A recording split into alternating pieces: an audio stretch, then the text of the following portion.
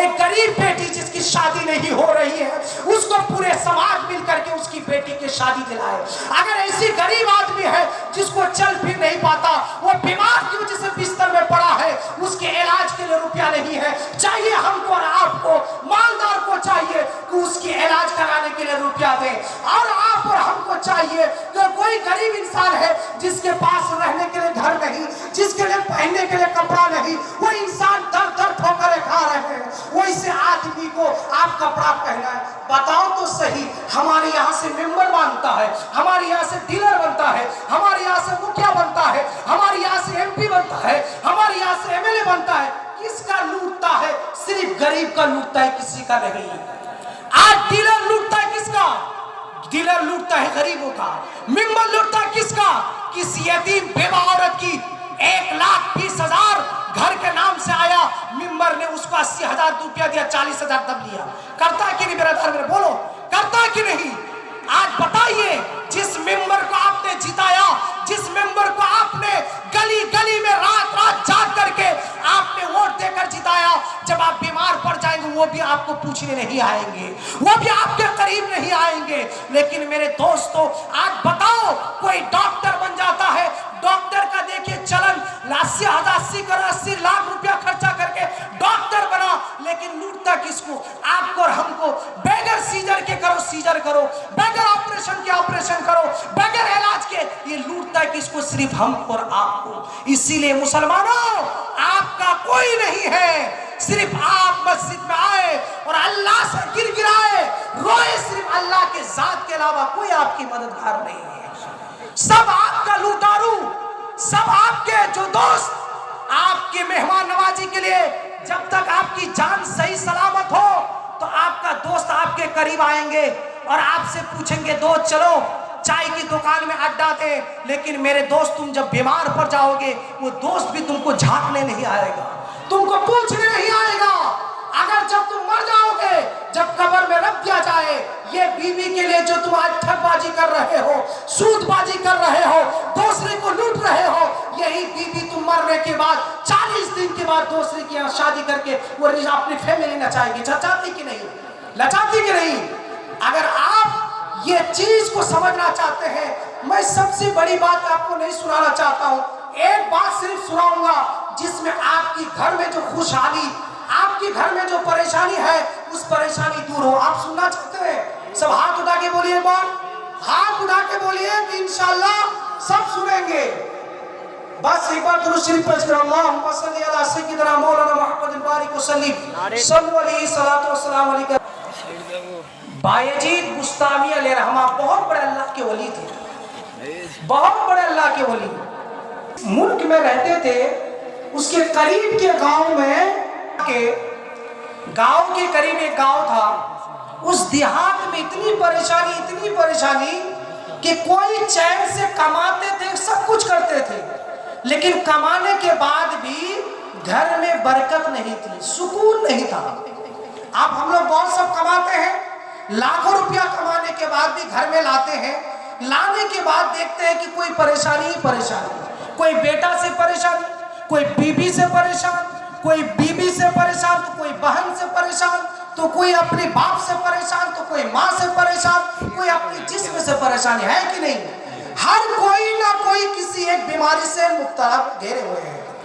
एक दिन पूरे गांव वाले मिलकर गए बायजीद बुस्तामी रहमा की बारगाह के, बायजीद बुस्तामी रहमा, आपसे एक गुजारिश है कि आप हमारे गांव में चले और एक इलाज करनी। हमारे गांव में सब आदमी परेशान रहते, सब आदमी परेशान, जो लाख रुपया महीना कमाता वो भी परेशान, जो 10 रुपया दिन कमाता वो भी परेशान, किसी के घर में चैन और सुकून नहीं है।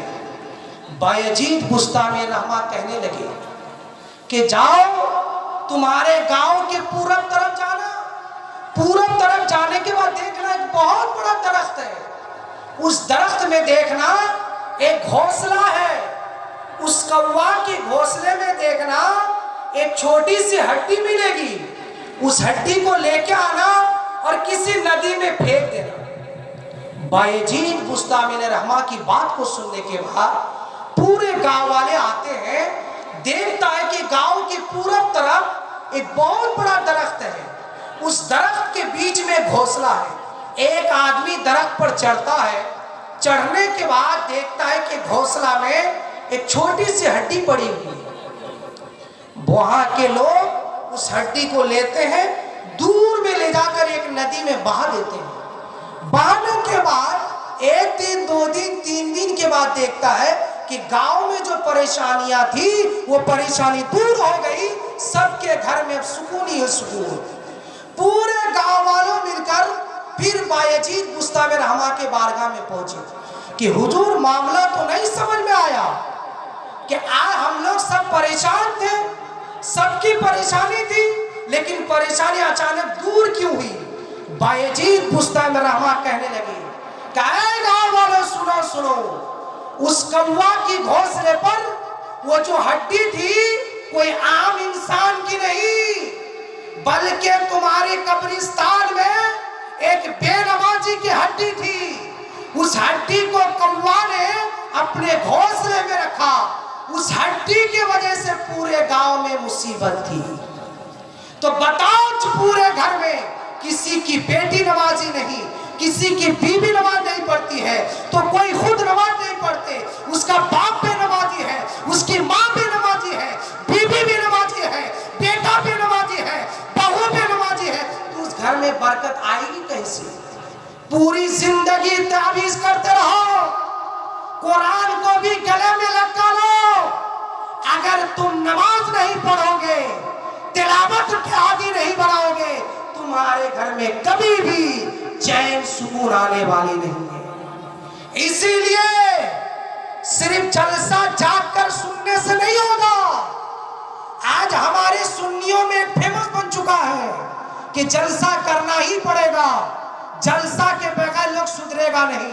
तुम बताओ, 1 महीना में एक इमाम 5 हफ्ता तकरीर करते हैं, अगर 5 हफ्ते में 5 बोली में अगर आप बात का अमल कर लेते तो अगर पूरे गांव में कोई बेनमाजी नहीं रहते। लेकिन बस हमारी सुन्नी कौम को सुनने की आदत है, अमल करने की नहीं। और एक चीज का इलाज और बता दूं, और हमारे सुन्नियों में और चीज, अगर नमाज पे बन भी जाता है, 40 दिन नमाजी बन गया, तो अब वो भी अपने आप को मुफ्ती कहने में शुरू। इमाम साहब आपकी उंगली ठीक नहीं, इमाम साहब आपकी वजू ठीक नहीं, इमाम साहब आपकी कुर्ता ठीक नहीं। ऐ मेरे दोस्तों, एक इमाम की औकात को तुम्हारी औकात नहीं कि इमाम की औकात को तुम खरीद पाओ। तुम्हारी दौलत एक तरफ, इमाम की एक टाइम की कीमत एक तरफ। इसलिए इमाम तुम्हारे बाप के नौकर नहीं, बल्कि इसलिए है कि रसूलुल्लाह से मोहब्बत है। 8000 की क्या औकात कि 1 महीना में 8000 के लिए आपके इमाम आपके तैयार में 5 वक्त आते हैं, हाजिरी देता है, आपके 5 वक्त मस्जिद में झाड़ू लगाते हैं। इसलिए नहीं कि हमारे गांव वाला खुश हो, इसलिए कि अल्लाह और रसूल खुश हो जाए। कल क़यामत के दिन अल्लाह के रसूल के सायतन हमको नसीब। मकसद ये होता, और हमारी कौन समझती है कि हमारे नौकर है। पूरे गांव का एक इमाम को बीवी बना लेता है। कहीं घर में झगड़ा हो बीवी से, आके इमाम से लग जाओ, कहीं बीवी से बच्चा से झगड़ा हो, इमाम से लग जाओ। लेकिन नहीं मेरे दोस्तों, आपको मैं कहता चलूं, इमाम की अगर बददुआ लग जाती है, करोड़ों रुपया खर्चा करके मस्जिद बनाओ, वो मस्जिद तुम्हारे रात भर बददुआ देगी, दुआ नहीं देगी। क्योंकि मस्जिद के रखवाल ये इमाम है, जिसने अपने खून और पसीना को लगा करके आज मस्जिद को आबाद कर रहे हैं। आज मुसलमानों, ये तुम तो नाज करो सुन्नियत पर कि 4000 5000 करके रुपया लेकर भी तुम्हारी मस्जिद में आजान आबाद है, तुम्हारे मदरसे में कुरान की तिलावत आबाद है, तुम्हारे बच्चा आलिम बन रहा है। नहीं तो आज यही आलिम अगर बंद कर दे मस्जिद में, तो तुम्हारी मस्जिद में भी आजान नहीं होगी। जिस दिन आजान नहीं होगी तो समझ लेना वही हाल तुम्हारी भी होगी जिस तरह फिलिस्तीन के मुसलमान की हालत है। अभी भी सुधर जाओ। बात बात पर झगड़ा करने वालों, भाई भाई में लड़ने वालों, अपने बहन बहन में लड़ने वालों, अपने भाई भाई की झगड़ा अपनी चौराहे में बैठकर बयान करने वालों, सुनो, झगड़ा आपस में होता रहेगा, आपस में भाई भाई में मिला लो। मस्जिद की बात जाकर चाय की दुकान में, हदीस की बात चाय की दुकान में, फला इमाम तो इस तरह है, फला हाजी साहब तो इस तरह है, फला नामाजी तो इस तरह है। नहीं नहीं, आप ये बात याद रखिए, अगर आपके गांव के इमाम जिस दिन मस्जिद से निकल जाएंगे तो आपके जनाजा पढ़ाने के लिए भी कोई नहीं होगा। बताइए, इमाम साहब नहीं रहते हैं तो कफन पहनाने वाला भी कोई नहीं। जो हाजी साहब अपने आप को पावरफुल समझता है, जो अपने आप को नमाजी पावरफुल समझता है, तुम मर जाओ, तुम्हारी लाश को रख दी जाए, गुस्ले देने का तरीका भी नहीं मालूम। लेकिन वही चाय की दुकान में, वही मस्जिद में आकर पूरी इस तरह बयान देंगे, लगता है कि मुफ्ती आजम बुखारिया यही पूरे हिंदुस्तान में है। इसीलिए मेरे दोस्तों, मैं आपसे पैगाम देना चाहता हूं, अगर आप अब ना सुधरे तो 2030 के बाद और मुसलमान की भयानक हालत होगी। इस तरह हालत होगी, आज तुम्हारे बेटा की नौकरी नहीं है, तुमको अफसोस नहीं।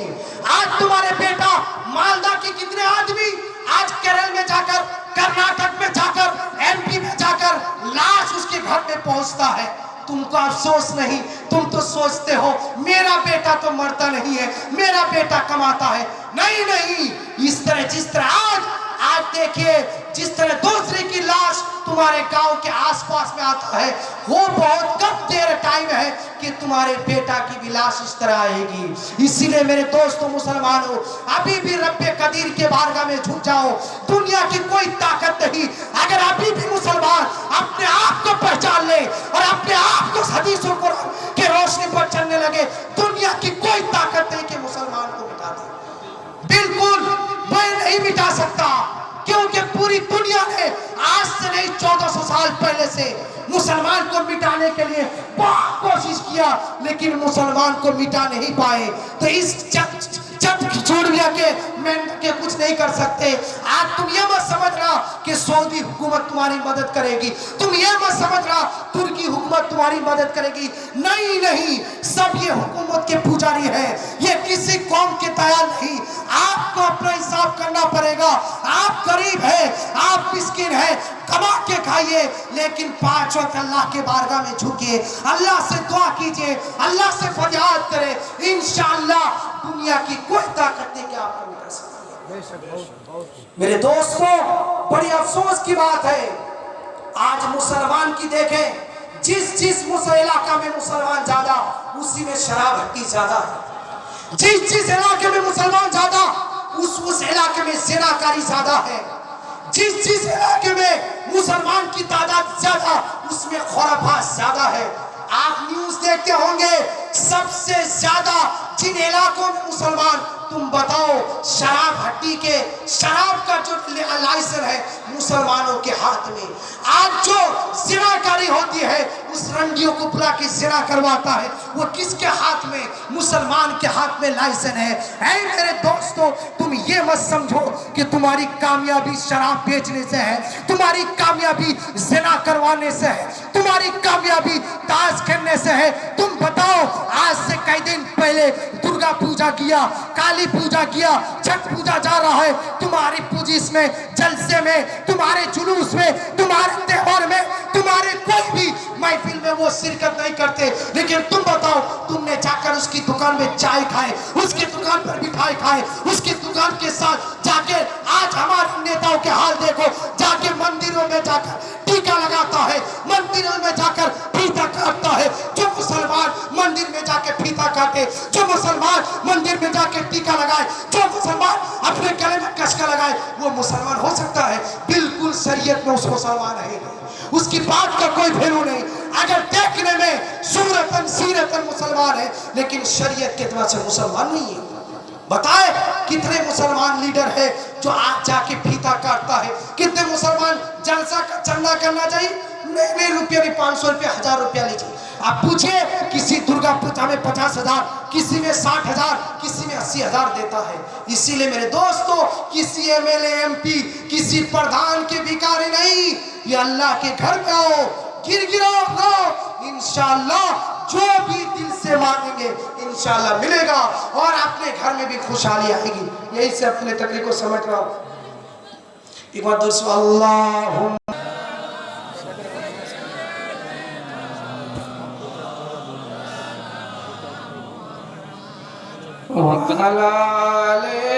सैयदना मौलाना मोहम्मद। इतने बड़े बड़े खतीब के सामने बोल रहा हूँ, यही मेरी खुशनसीबी है। इस गांव में बड़ी अफसोस की बात, कई दिन पहले यही कितने आदमी थे ये सब महफिल में, हमारे जितने आपके यहाँ जलसे में आदमी है, हमारे यहाँ 40 में आदमी होता है। 40 जानते हैं, चारों इतने आदमी होते हैं हमारे यहाँ। लेकिन आदमी की देखने की जरूरत नहीं है, 10 ही आदमी हो बस अल्लाह और रसूल से खौफ लेकर बैठे। यही 10 आदमी कल क़यामत के दिन, इसी 10 आदमी के साथ के ये जलसे भी कामयाब, तो कल क़यामत के दिन इनके साथ हमारी भी सिफारिश हो जाएगी। इसीलिए एक वाक्य बयान कर रहा हूँ, उसके मैं अपने तकरीर समझ लूंगा। ज्यादा दूर की बात नहीं, हमारे घर के करीब की बात बता रहा हूँ। 4 दिन का वाक्य है। एक मुसलमान, कौन जो दुश्मनी थी उसकी, गला काट दिया, गला लापता। बहुत इधर उधर तलाशी ली गई, कोई खबर नहीं मिली उसकी। आखिर में वो आदमी हमारे गांव का कस्म में पड़ गया कि मुसलमान है या गैर मुस्लिम है, मुस्लिम है या गैर मुस्लिम है, इसको मिट्टी दिया जाए तो दिया जाए कैसे। इतने में परेशानी शुरू। मेरे दोस्तों, दुख की बात इतनी है, उस आदमी का जो गला कटा गया था, वो शराब की नशे में मरने के बाद उसके जिस्म के हर आजा से शराब की बदबू आ रही थी। हर जिस्म के हर आजा से शराब की बदबू आ रही थी। इतनी दयानिक बदबू, इतनी खतरनाक बदबू कि उसके करीब तक कोई जाने के लिए तैयार नहीं। आखिर में वहां की थाना वाले, पुलिस वाले को खबर हुई, पुलिस वाले लेके गए, पोस्टमार्टम किया गया, बहुत कुछ किया गया। बाद में पता चला कि उसका दोस्त ने उसको कत्ल किया। उसका दोस्त कौन? उसके चचेजात भाई। पूछा गया क्यों? क्या इसलिए कि दोनों शराब के नशे में थे, दोनों शराब के नशे में थे और दोनों की एक आदत थी कि किसी भी इलाके में रास्ते के चौराहे में रात 8 बजे 9 बजे कोई लड़की पाते तो उसको बलात्कारी करते, जिना करते, शराब के नशे में।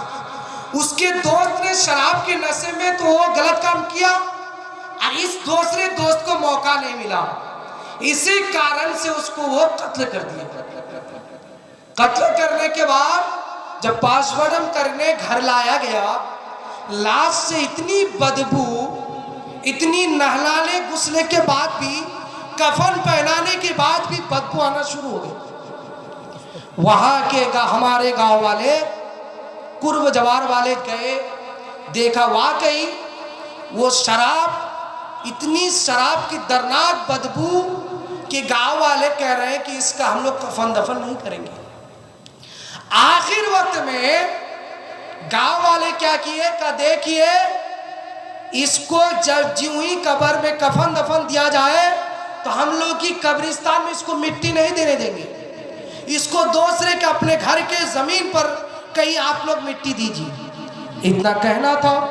उसका बाप भाई सब तैयार हो। तैयार होने के बाद जनाजा सिर्फ 10 आदमी पढ़े, गांव वाला भी नहीं। 10 आदमी पढ़ने के बाद जूं ही कब्र में रखा गया, कब्र से खुद ब खुद मिट्टी धंसने लगी, खुद ब खुद। पूछने लगे गांव वाले, था सब परेशानी, मिट्टी को रोकने की कोशिश करता, नहीं रोक पाते। उधर से बीच से बदबू आ रही है। आहिस्ता आहिस्ता कफन उसका काला हो गया। आपकी 4 दिन का वाक्य बता रहा हूं मैं, काला हो गया। वो खतरनाक हालत हो गई कि कब्र की मिट्टी खुद ब खुद गिरने लगी। गांव वाले बहुत परेशान हुए। दूसरी जगह कब्र खोदी गई। खोदने के बाद उससे पूछा गया, उसका बाप के तुम्हारे बेटा के तुमने कोई तुमसे गलती की है? क्या कि आज ही की रात 7 बजे मेरा बच्चा ने मुझको और उसकी वालदा को तमाचा मार के तब वो घर से निकला, थप्पड़ मार करके घर से निकला है। उसकी माँ रो रही है और उसकी माँ की बद्दुआ थी कि बेटा तुम तो मरोगे, लेकिन तुम्हारी जनाजा में गांव वाला शरीक नहीं हो पाएगा, नहीं हो पाएगा, तुम्हारे कफन काला हो जाएगा, बेटा तुम्हारे कब्र वो हालत होगी जो दुनिया वाला देखकर दर्द करेगी। आखिर में गांव वाले ने सोशल मीडिया को रोका। ये भी बहुत बड़ी आफत है, ये बहुत बड़ी आफत, ये जो सोशल मीडिया का दौर बहुत बड़ी आफत की बीमारी है ये। लेकिन मेरे दोस्तों, तब क्या किए गांव वाले ने, हमारे गांव का एक बुजुर्ग आदमी 120 साल उम्र है उनकी, हुजूर मुफ्ती आजम हिंद के दौर से, वो खलीफा भी है और मुरीद भी है, लेकिन ये को उन्होंने बताया अब तक नहीं है, लेकिन तकवा तहरे बहुत ज्यादा। वही आके सिर्फ एक लकीर खींचा तो मिट्टी दे पाए, मिट्टी दे पाए, किसी तरह से मिट्टी देकर 40 कदम हटना ही था, उतने ही मिट्टी की कब्र जो बासूस थे सब गिर के कब्र में गिर गए। देखने के बाद गांव वाले कह रहे हैं, मुंह और हाथ की इतनी खतरनाक हालत देखकर गांव वाले डर गए, इतनी भयानक हालत। पूछा गया उसके बाप को कि आपका बेटा का ये हाल कैसे? कहा कि सुनो शराब पीने से आधा घंटा 7 बजे जब घर से निकल रहा था मुझसे रुपया मांग रहा था। मैंने कहा बेटा मेरे पास रुपया नहीं है। उसकी माँ से कहा माँ तुम रुपया दो, मुझको शराब पीना है। कहा बेटा मैं तो एक बूढ़ी मम्मी हूँ, मुझको कहाँ से रुपया? कहा रुपया नहीं है बेटा। माँ को भी डांट मारा, बाप को तमाचा मारा। माँ की बदुआ थी कि बेटा जब तुम मरोगे तुमको दुनिया वाला देखकर तुम्हारा कफन काला हो जाएगा, तुम्हारी कब्र धंसने लगेगी, तुम्हारी जनाजा में कोई शरीक नहीं हो पाएगा। इसीलिए माँ की बदुआ लग गई। ऐ नौजवानों, ऐ मेरे भाइयों, सुनो, अगर माँ बाप हयात है तो उनकी कदर क्या करो, इनकी इज्जत क्या करो, उनकी से मोहब्बत से बात करो, उनसे दुआ लो, उनसे ऊंची कलाम ना करो। अगर माँ बाप की कदर करना छोड़ दे, माँ बाप से बदकलामी करे तो कयामत तक आपको कभी चैन नहीं मिलेगी। दुनिया में तो परेशान हुई, हो सकता है कि मरने के वक्त ईमान नसीब ना हो। नारे तकबीर, नारे रिसालत, मसला के आला हजरत, अजमते वलदैन। बहुत खूब, बहुत। हाथ उठा के बोलिए सब कि इंशाअल्लाह, हाथ उठाइए, बोलिए अपने माँ बाप से कभी नाफरमानी नहीं करेंगे। बोलिए कभी नाफरमानी नहीं करेंगे इंशाअल्लाह। अपनी माँ बाप से हर वक्त दुआ लेंगे। जिसके बाप माँ दुनिया से पर्दा फरमा गए हैं वो कुछ नहीं, जुम्मा की नमाज पढ़ करके बस माँ बाप के लिए दुआ करें, नमाज पढ़ने के बाद दुआ करें। इंशाअल्लाह आपके माँ बाप भी वहाँ खुश और आप भी खुश। यही से मैं अपने तकरीर को समझने की कोशिश करता हूँ। बोलने चालने में, लब कुशाई में अगर कोई किस्म की गलती हो तो मैं तौबा करता हूँ। आप भी पढ़िए तौबा। अस्तगफिरुल्लाह रब्बी मिन कुल्ली ज़म्बियों व तुब अलैहि वला हौला वला कुव्वता इल्ला बिल्लाहिल अलील अज़ीम। पहला कलमा तैयबा ला इलाहा इल्लल्लाहु मुहम्मदुर रसूलुल्लाह।